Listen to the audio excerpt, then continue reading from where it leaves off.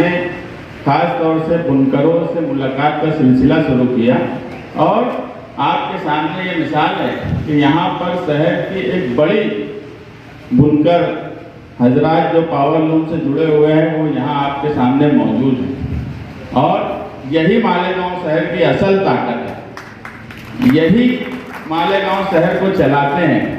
मगर ये कभी जो चेहरे मैं यहाँ देख रहा हूँ ये कभी ऐसे किसी प्रोग्राम में जाते नहीं, ये यहाँ आए, हमें और आपको भी इनका शुक्रिया अदा करना चाहिए। ये ऐसे लोग हैं। अभी हमारे शहर का मसला ऐसा है कि रईस भाई आप कमेटी में हो और मुझे पूरी उम्मीद है कि आप फॉलो अप लेंगे, आप काम करेंगे।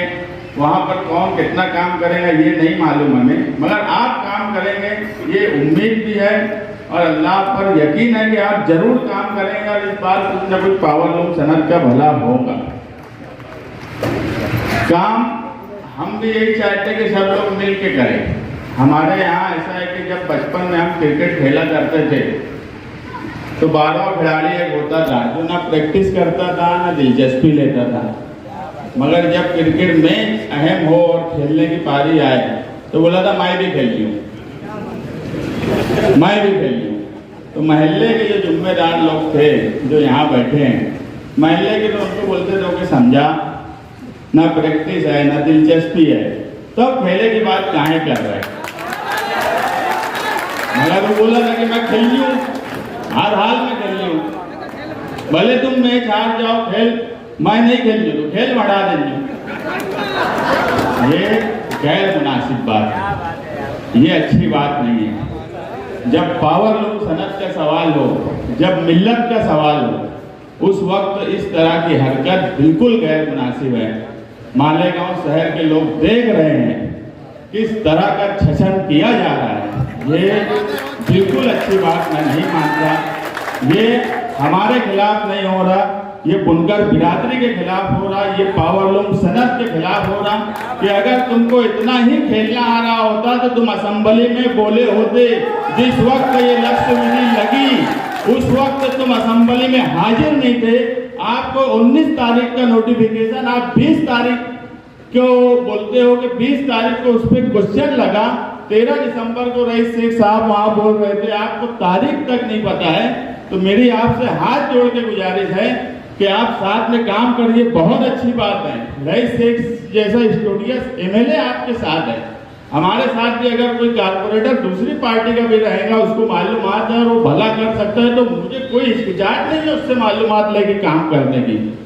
मैं रईस शेख साहब से भी गुजारिश करूंगा कि अगर हमारे शहर के नुमाइंदे आपसे मालूमात लेते हैं, काम करने में दिलचस्पी लेते हैं, तो आप जरूर उनको मालूमात दीजिए, आप उनको गाइड कीजिए ताकि वो भी अच्छे ढंग से कामकाज कर सके। ये मेरी आपसे गुजारिश है।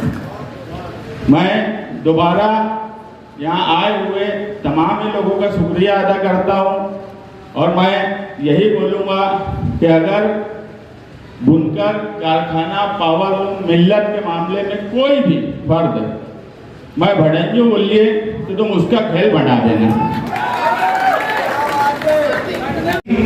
तो मैं भिवंडी के बाद मालेगांव को जरूर याद रखूँगा। आप लोगों ने बहुत मशवरों से नवाजा, सिखाया, आपके दर्द को बताया, लेकिन एक जिम्मेदारी पैदा करता है कि इतना सब सुनने के बाद काम करना जरूरी है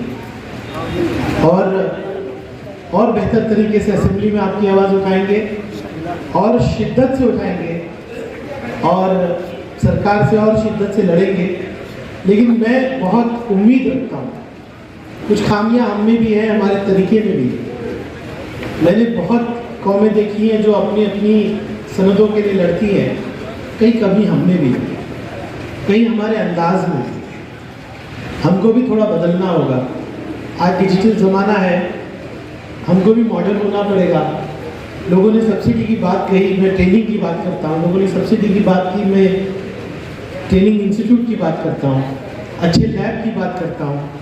मैंने असेंबली में एक वादा किया था भिवंडी के बिहाफ पे कि अगर सरकार ने हाथ थामा हमारा तो हम चाइना को पीछे कर देंगे। अब मैं कहता हूँ कि अगर सरकार ने हाथ थामा तो मालेगांव भिवंडी मिल के चाइना को पीछे करें। सूरत में हमारा बिजनेस जा रहा है, केंद्र सरकार हमारे खिलाफ है, वो लोग चाहते हैं कि महाराष्ट्र पीछे हो, हमारे मराठी भाई समझ नहीं पा रहे। लेकिन इन्हीं हालात में हमको लड़ते रहना है, हमारे आने वाली नस्लों के लिए लड़ना है, क्योंकि हम हमारे कारोबार को, जैसे बहन ने बहुत अच्छी बात की, ये कारोबार नहीं, ये हमारे रूह से जुड़ा हुआ है, ये कारोबार रूह से जुड़ा हुआ है। मैं भी एक बैकवर्ड जमात से आता हूँ। हमारा कारोबार था कि हम पत्थर से लोहा निकालते थे, हमारे लोगों ने उसकी हिफाजत नहीं की, अभी इंडस्ट्रियलाइजेशन आ गया है, लेकिन पावर लूम इंडस्ट्री के साथ इंसाफ होगा इंशाल्लाह। हम सब मिलके जनाब अबू आसिम आज़मी साहब की क़यादत में लड़ाई लड़ेंगे। अब 2 और साथी मुझे मिल गए, इतने सारे साथी मिल गए, कोई सियासत नहीं, जो हमसे जुड़ना चाहे सबको जुड़ना चाहिए, सब अपने अपने सतह पे काम करते हैं, मुझे मालूम है। लेकिन हाँ, शिद्दत से जो काम हम लोग कर रहे हैं आज, वो असेंबली में दिखाई दे रहे हैं। बहुत अच्छे मशवरे, बहुत अच्छे तरीके से आप लोगों ने मुझे सिखाया। भिवंडी में हमारी 8 तारीख को मीटिंग है, मैं उस मीटिंग में काफ़ी तैयारी के साथ अब जाऊँगा और आपसे ये कहूँगा कि आने वाले दिनों में जब जब कमेटी की मीटिंग होगी, जो आपने सिखाया है ये बुनकर दिल ज़रूर बोलिए, ज़रूर बोलिए। सबने मिलके कि दादा भूसे साहब सीएम के करीब है, और खुद अजीत पवार साहब ने बजट में सब्सिडी अनाउंस की थी, तो एक कॉम्बिनेशन बनाया गया है ताकि सरकार इलेक्शन की वजह से ही सही कुछ न कुछ इंसेंटिव हमको दे। लेकिन ये कमेटी सिर्फ एक हद तक ही काम करेगी। एक लोग पर एक महीने में कितनी बिल आना चाहिए? आप कितना यूज करोगे? 1000 रुपये से 1500-1800 रुपया मालेगांव में बिल आ रही है। अरे रुपए का मुद्दा नहीं है बाबा, 540 यूनिट का मुद्दा है। पैसा तो कम ज्यादा होता रहेगा। 540 इंटू 3.5-4 बोले तो कितना हुआ? हो गया ना 2000। आप समझ नहीं रहे, आपका ग्रुप, वही मैं बता रहा हूँ, 1 HP आप खराब कर रहे हो। हमारा भी सालों के बाद कोई बोलने वाला एमएलए देख रहे हो, वरना सालों से तो हम भूल गए हैं कि बोलने वाला एमएलए भी मालेगांव में कभी चुन के आता था। मालेगांव की मईशत का सबसे बड़ा रीढ़ की हड्डी जो है वो है पावर लूम। ये सिर्फ पावर लूम जो है वो हमारे माशी रोजगार का जरिया नहीं है, ये सिर्फ वो प्रॉफिट गेनिंग बिजनेस नहीं है, वो हमारी रूह से लगा हुआ एक बिजनेस है। मैं इस बात को मेरे वालिद कहा करते थे साथी निहाल अहमद साहब कि ये शहर ऐसा है कि जहाँ लोग अपने नाम के साथ अपने कारोबार के सिक्के के नाम से पहचाने जाते। और एक सबसे बड़ी सेकुलरिज्म की बात यह है कि मालेगांव में मुसलमान अक्सरियत में रहने के बाद पावर लूम का कारोबार मुसलमान करता है, लेकिन कभी भी मुसलमान ने अपने सिक्के का नाम अपनी जात और मजहब की बुनियाद पे नहीं रखा। ये सबसे बड़ा सेकुलरिज्म मालेगांव का है। कहीं गांधी, कहीं जनता, कहीं हिंदुस्तान वाला, कहीं शकुंतला, कहीं रेणुका, हमने कभी भी मजहब के नाम पे अपने कारोबार सिक्के का नाम नहीं रखा। हमारे आबा अजदाद के नाम के अलावा हम हमारे सिक्के के नाम से मालेगांव जाना जाता है, लोगों की पहचान है, ये काबिल तारीफ बात। मालेगांव शहर पारचा बाफी से जुड़ा हुआ है, इसकी वजह सिर्फ मालेगांव में है ये नहीं, हमारे आबा अजदाद जो यूपी से आए। जब मैं बहुत साल पहले मेरे वालिद के साथ यूपी गई बाराबंकी, तो उन्होंने मुझे वहाँ ले जाकर अपने गांव में शहादतगंज में उनका कारोबार जहाँ होता था हाथ से चलने वाला लूम, वो दिखाया और ये बताया कि ये हमारी जुलाहों की इब्तदाई ज़िंदगी यहाँ से लूम से, ये हाथ से चलने वाले लूम से शुरू हुई और जो अब पावर लूम पर आकर अब चल रहे। तो ये जो धंधा है, ये बिजनेस है, ये सिर्फ प्रॉफिट और रोजगार के लिए नहीं, ये हमारी रूह से लगा हुआ बिजनेस है। मैं मेरे वालदा के घर, मेरी शादी से पहले जब तक थी, मेरे घर के, मेरे रूम के बिल्कुल पीछे कारखाना चलता था। इत्तेफाक से वो कारखाना जुमे के दिन भी बंद नहीं होता था, लेकिन जब ईद की छुट्टियां लगती थी तो कारखाना बंद होता था तो मुझे उलझन होती थी कि आवाज़ नहीं आती थी, बेचैनी होती थी। तो उस वक्त मैं पंखा शुरू करती थी, भले ही सर्दी के दिनों, कि कुछ ना कुछ आवाज़ आता है, थोड़ा लूम जैसा महसूस हो। तो ये आदत है हमारे दिलों में, लूम की आवाज़ धड़कती है, ये मालेगांव की पहचान। यहाँ पावर लूम की सनत मैं मेरे वालिद से सुना करती थी। जब सालों पहले आवामी आवाज़ अखबार सोशलिस्टों ने शुरू किया मालेगांव में, उस वक्त कम दाम थे, अखबार में खसारा होता था, यानी अखबार में जो नुकसान होता था उसको पूरा करने के लिए सोशलिस्ट गरीब थे, उनके पास इतना पैसा नहीं था कि अखबार चला पाए। तो निहाज आया एमएलए रहते हुए उनके साथी अली अकबर साहब, उनके एक और साथी ज़ैनुल आबदीन दानिश साहब, ये जुमे के दिन लूम चलाया करते थे ताकि उससे जो इनकम आए, जो पगार आए, उससे उनका अखबार चले। ये ताल्लुक है सियासी समाजी हमारा इस पेशे से। जो यहाँ पुराने लोग होंगे, ज़ैनुल आबदीन दानिश साहब के ख़ानदान के, उनके घर के अखराजात वर्कर, सोशलिस्ट वर्कर लूम चला के जुमे के दिन वो पगार जमा करके अखबार अपनी पार्टी के तर्जुमान को चलाता था। ये दिली लगाव था इस कारोबार से। मालेगांव शहर में आज हालात ऐसे हो गए हैं कि पावर लूम के ताल्लुक से कोई बोलने वाला नहीं बचा। लेकिन किस्मत से या हालात ऐसे आए कि जब से हमने आँख खोली, मेरे वालिद के बताए हुए सोशलिस्ट नज़रियात पर चलते आए।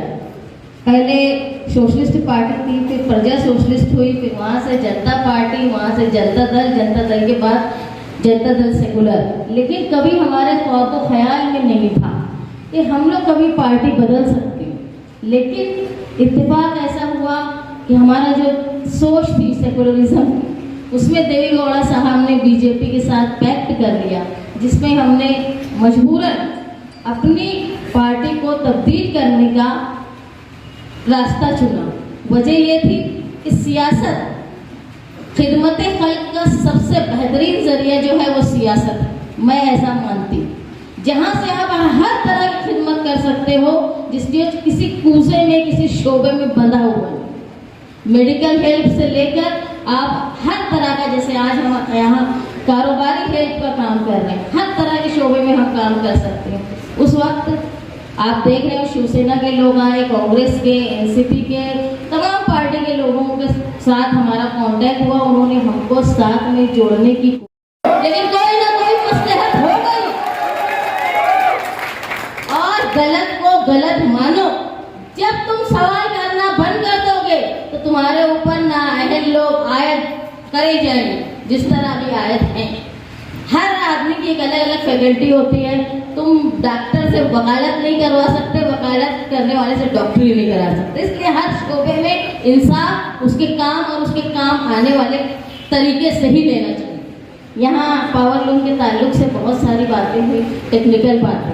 कुछ बातें जो मेरी समझ में आई, लोगों से मशवरे के बाद, कई लोगों के पास मैं गई भी थी दावत देने के लिए। उसमें एक बात ये थी कि भाई आप इस वक्त में 24 लूम का कारखाना बनाना ये मुमकिन नहीं है, रोजगार के लिए इसमें कफालत हो नहीं सकती। तो आमतौर पर 96 लूम 97 लूम के लोग कारखाने बनाते हैं, जिसमें शेड में 4-4 मीटर लेना पड़ता है, क्योंकि 27 हॉर्स पावर की जो एक मियाद रहती है, कैपिंग होती है। इसमें इस मियाद में मैं आप दोनों से रिक्वेस्ट करती हूँ कि जो 27 हॉर्स पावर की जो एक मियाद तय है, कैपिंग तय, उसमें इजाफा होना चाहिए।